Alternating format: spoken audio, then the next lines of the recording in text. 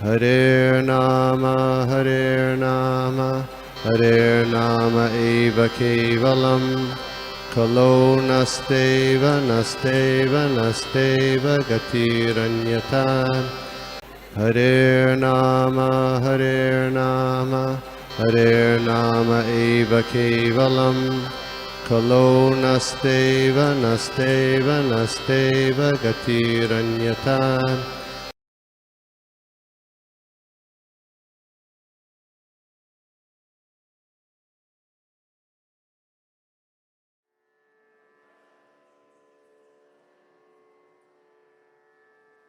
Hare Krishna. So we are going to see the summary of this chapter 5, जिसका शीर्षक है कर्म योग, action in Krishna consciousness. So this जो chapter is divided into 4 parts और इसको एक्रोनिम दिया गया है STEP, STEP.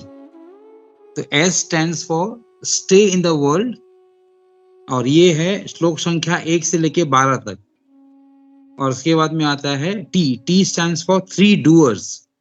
तो वो है श्लोक संख्या 13 से लेके 16 तक. और E stands for equal vision, which stands for which is covered under shloka 17 to 26. And P stands for peace. Peace means PEACE. Peace, which is shloka number 29. तो इस तरह से इस जो है चैप्टर का विभाजन किया गया है. STEP. S stands for stay in the world, श्लोक संख्या 1 से लेके 12. T stands for 3 doers, यानी 3 कर्ता, श्लोक संख्या 13 से लेके 16. E stands for equal vision, यानी समान दृष्टि, और ये है श्लोक संख्या 17 से लेके 26.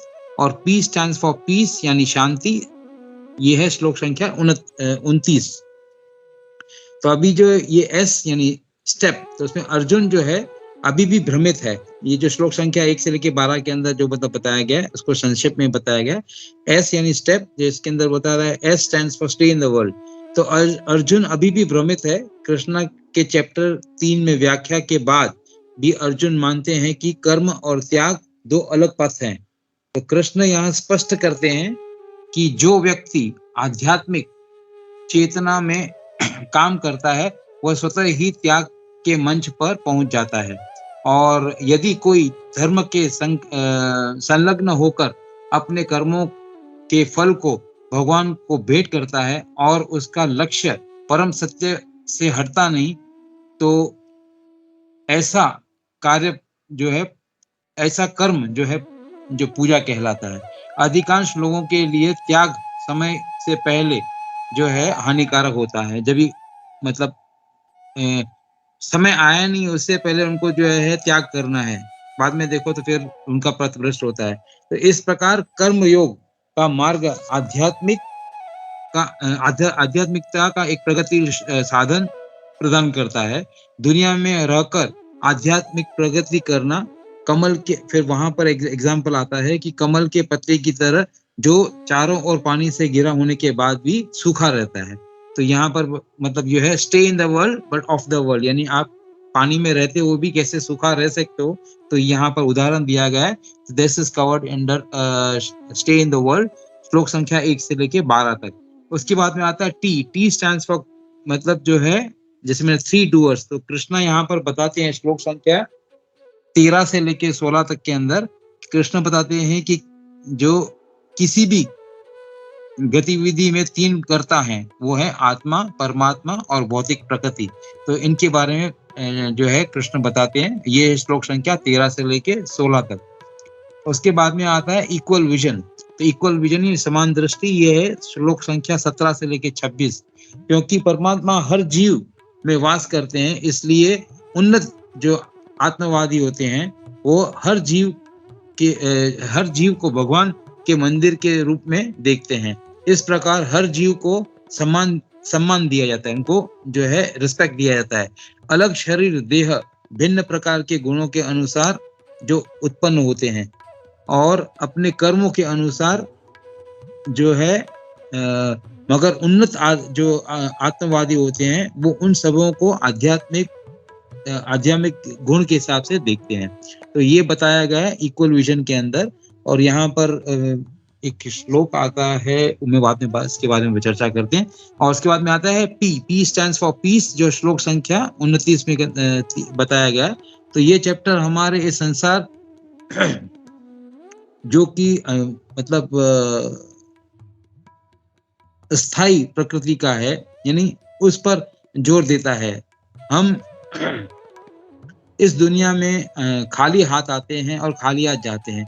अंत में विभिन्न वस्तुओं से जो आसक्ति, भय, असुरक्षा और जो संघर्ष पैदा करती है, जितनी भी जो चीजें हैं, विभिन्न वस्तुओं के साथ में जब हमारी आसक्ति होती है तो उससे क्या क्या उत्पन्न होता है, तो भय, असुरक्षा और संघर्ष ये पैदा करती है। हमारे संबंध, हमारी इच्छाएं बदल रही हैं, मतलब जितनी भी हमारे संबंध हैं, हमारी इच्छाएं हमेशा चेंज होती रहती हैं, दे गो ऑन चेंजिंग।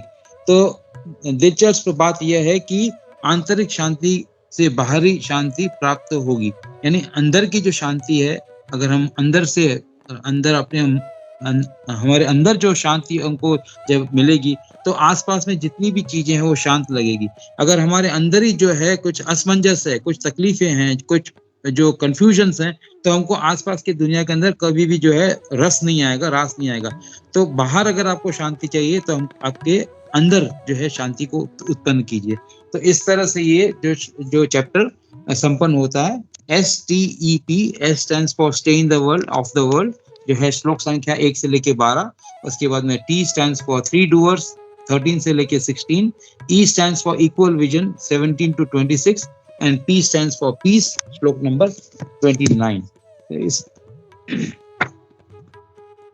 तो यहाँ पर एक बहुत इम्पोर्टेंट बात थी जो आती है, यस दिस वन।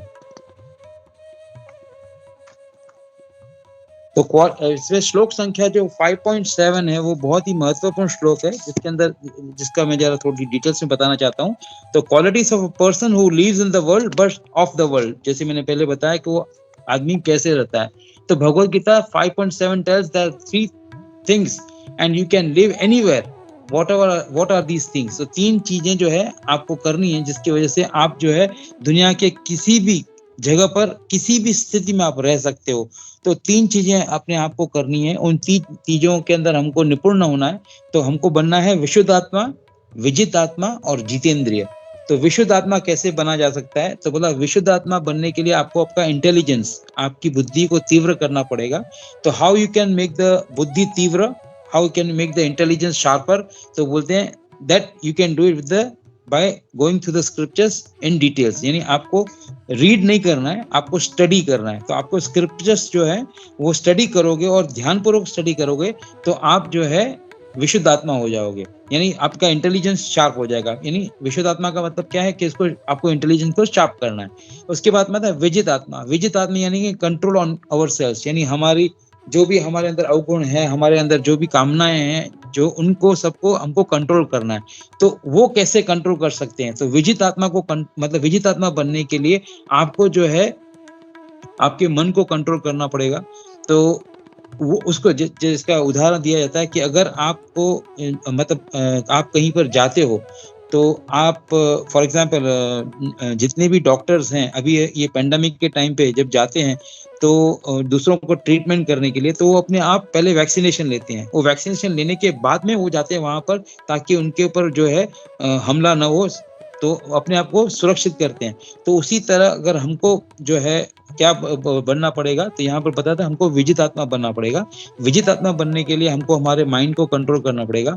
और ये जो है उसके बाद में ये कैसे संभव है, विजित आत्मा कैसे संभव है, तो practicing of chanting of the Hare Krishna mahamantra. और आपको साधना, आपकी साधना के अंदर आपको बहुत जोर देना पड़ेगा। अब जब साधना आपकी जोरदार होगी, आपकी पावरफुल साधना होगी, तो आप विजित आत्मा बन जाओगे।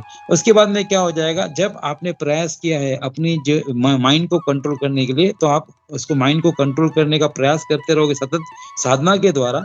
उसके बाद में आपको क्या करना है, उसके बाद में आपको आपके सेंसेस को कंट्रोल करना है। तो उसके लिए कहा है जितेंद्रिय, यानी इंद्रियों के ऊपर जीतना है हमको। तो जितेंद्र, कंट्रोल ऑफ सेंसेस। तो सेंसेस को कैसे कंट्रोल कर सकते हैं? तो senses they trying to restrain the senses, ये संभव नहीं है। तो हमको क्या करना है कि सेंसेस को कंट्रोल करने के लिए हमको हमारी जो जितने भी सेंसेस है उनको हमको भगवान की सेवा में लगाना है।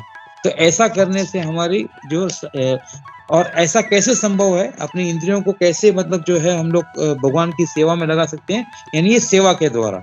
यानी जितने भी स्पिरिचुअल जो सेवाज हैं उनको हमको लेना है, और वो सेवा जब हम करेंगे विनम्र भाव से, तब हम अपनी इंद्रियों को कंट्रोल कर सकते हैं।